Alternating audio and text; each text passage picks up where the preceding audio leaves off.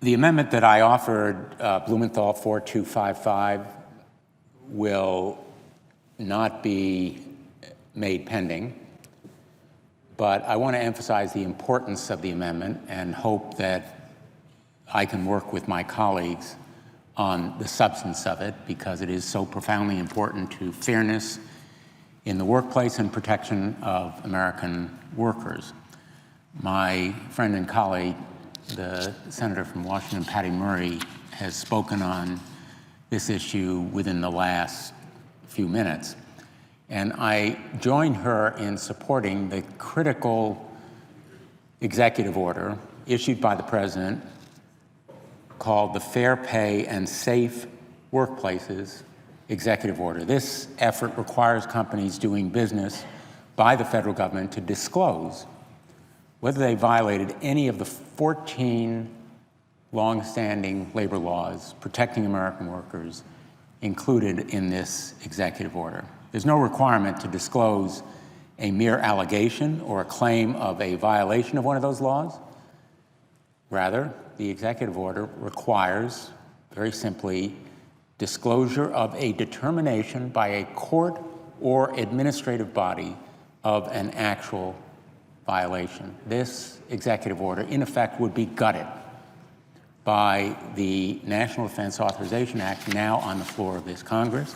And the amendment that I was intending to offer is the very same amendment that was offered in the NDA markup, supported by groups like Easter Seals and Paralyzed Veterans of America, who worry that this language in this law that we now have before us will do a damaging injustice to our veterans and constituents with disabilities and thousands of other employees working under federal contracts.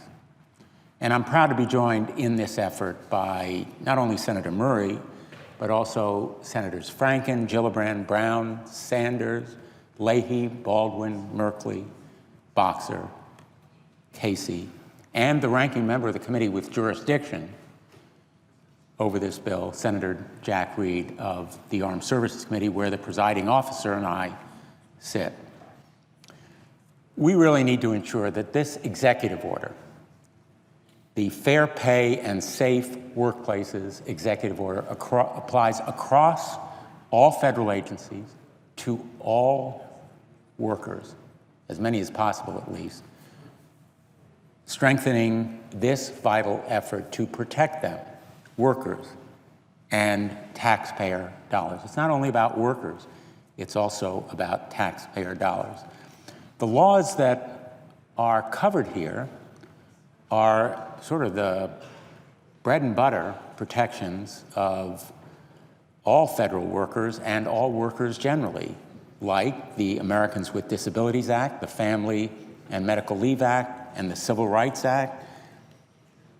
Other laws may be more obscure, also covered, but they've been around for decades. And this measure and those laws are designed to protect veterans and women from harmful, debilitating discrimination, among other wrongful practices.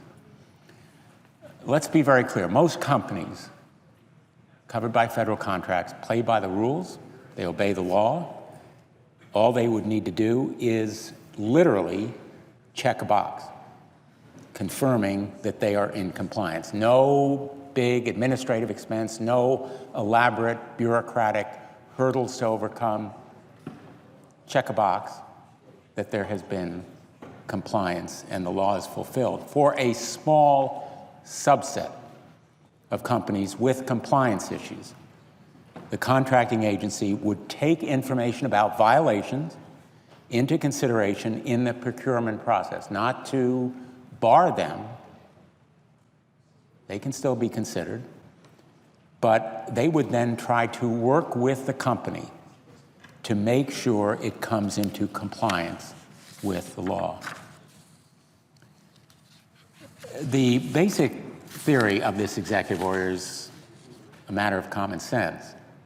It's not about blacklisting companies. It's about ensuring that companies that want to do business with the federal government follow the law and provide a safe, equitable, fair workplace.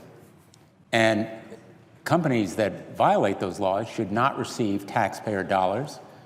Those are the companies we can trust to be partners in carrying out the federal government's work if they obey the law and they're in compliance with it. Companies that violate the law, very bluntly, are creating an unlevel playing field, forcing law-abiding companies into an unfair competition for contracts. They can cut corners, save money by, in effect, skirting the law, and present low-ball offers, and when they are hired, provide poor performance, again, to the detriment of taxpayers and wasting federal funds. And of course, it's not just about dollars, important to taxpayers, but about workers. Every year, tens of thousands of American workers are denied overtime wages, unlawfully discriminated against in hiring and pay. They have their health and safety put at risk by federal contractors who cut those corners on workers' safety or otherwise deny a basic, safe workplace. And that's another reason that we need full force and effect to this executive order, not the gutting of it that is contained now in the NDAA before us.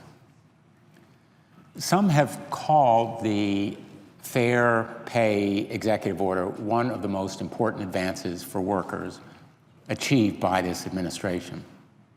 And it is.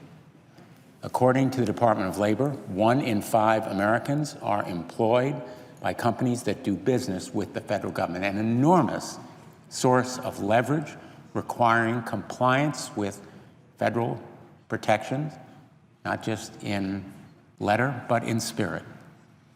We must very simply allow for consistent and appropriate application of this executive order to ensure that workers for contractors under the defense laws have the same protections as other workers.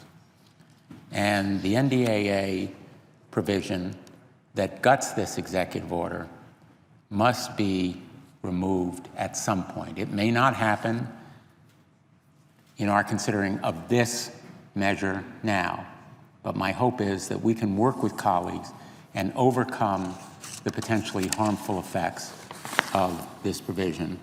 I look forward, in fact, to a collegial effort to make sure that we provide long-term protection to American workers through this executive order. Thank you, Mr. President, and I yield the floor.